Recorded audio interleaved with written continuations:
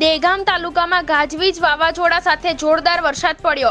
આજનો 13 mm અને મોસમનો કુલ વરસાદ 118 mm।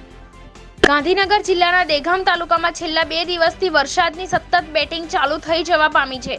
આજે 4 વાગ્યાથી ગાજવીજ અને વાવાઝોડા સાથે જોરદાર વરસાદ પડતા રસ્તાઓ બ્લોક પણ થઈ જવા પામ્યા હતા અને તાલુકા અને શહેરમાં નીચાણવાળા વિસ્તારોમાં પાણી ભરાતા વાહન ચાલકો પણ અટવાયા હતા અને મોસમનો કુલ વરસાદ 118 mm અને આજનો વરસાદ 6 વાગ્યા સુધીનો 13 mm પડ્યો છે અને હાલમાં પણ વરસાદ જોરદાર ચાલુ છે। શહેરમાં આવેલા રેલવે ફાટકના ઘરનારામાં પાણી ભરાઈ જતા વાહન ચાલકો અટવાયા અને હજી પણ વાવાઝોડા અને ગાજવીજ સાથે વરસાદ ચાલુ થઈ જવા પામ્યો છે।